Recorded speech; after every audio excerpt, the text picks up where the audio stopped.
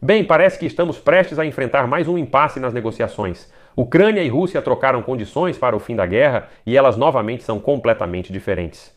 Nada de novo, ao que parece, mas mesmo assim, após as negociações de Trump com Zelensky e líderes europeus e com a preparação do encontro entre Trump e Putin no Alasca, surgem cada vez mais posições radicais tanto do lado da Rússia quanto da Ucrânia e da Europa sobre as condições para um cessar-fogo e o fim da guerra da Rússia contra a Ucrânia. A Europa e a Ucrânia apresentaram a Trump 5 princípios básicos, seguindo os quais a Ucrânia está pronta para negociar com o Kremlin, assim como as condições de como e quando a Ucrânia está disposta a encerrar a guerra.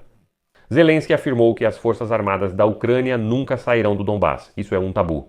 Já os russos arrogantes declararam que todos os rumores de que Putin estaria supostamente disposto a trocar territórios não são mais relevantes.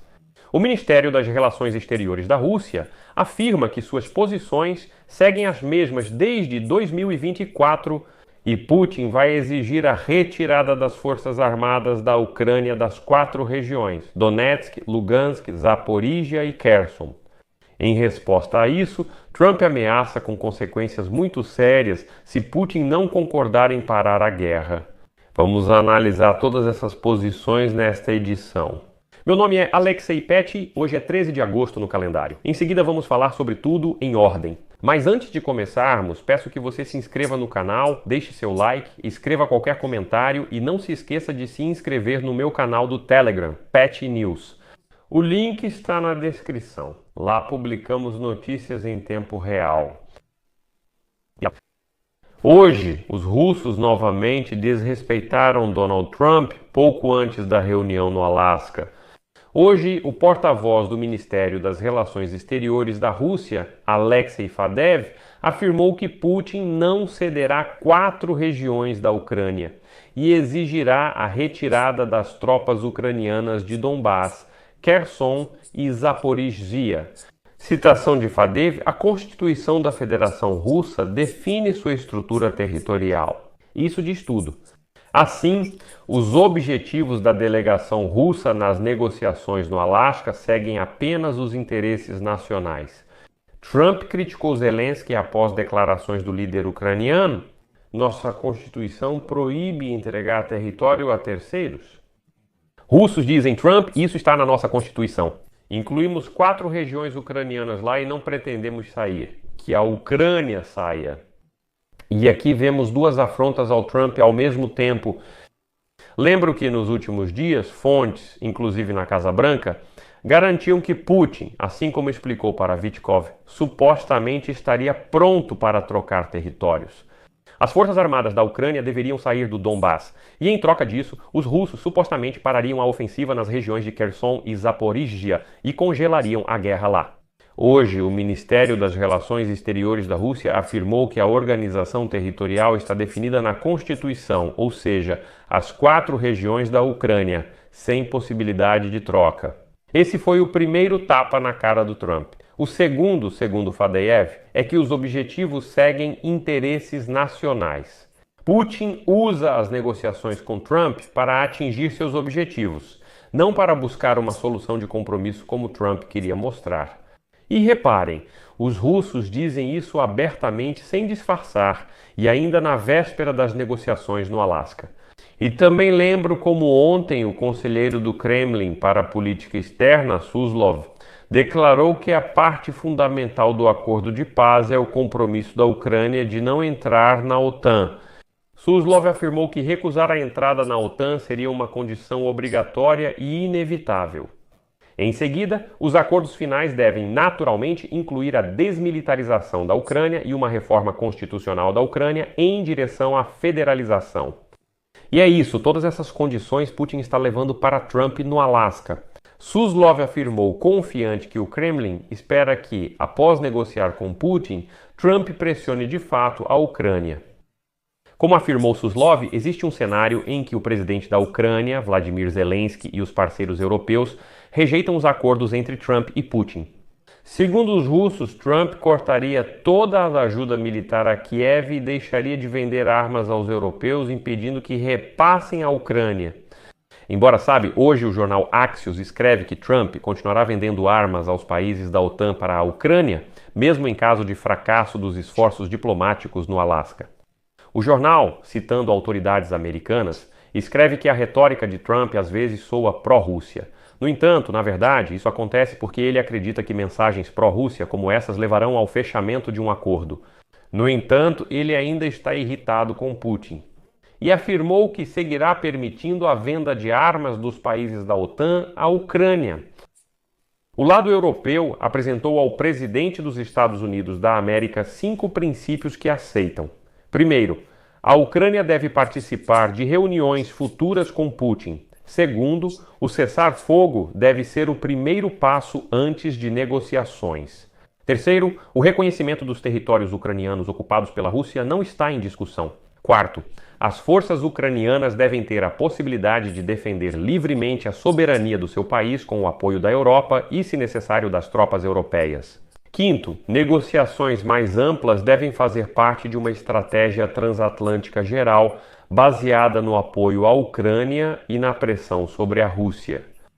O chanceler da Alemanha, Friedrich Merz, afirmou que se não houver avanços da Rússia nas negociações no Alasca na sexta-feira, Estados Unidos da América e europeus precisarão aumentar a pressão sobre Moscou.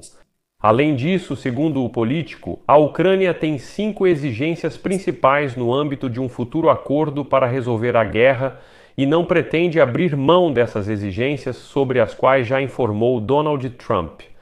A matéria do político afirma que o objetivo é um cessar-fogo sustentável antes de concessões territoriais, não apenas uma trégua. Observamos e depois negociamos. Faremos concessões territoriais? Segundo, compensação pela Federação Russa pelos danos causados à Ucrânia, no valor de 500 bilhões a 1 trilhão de dólares.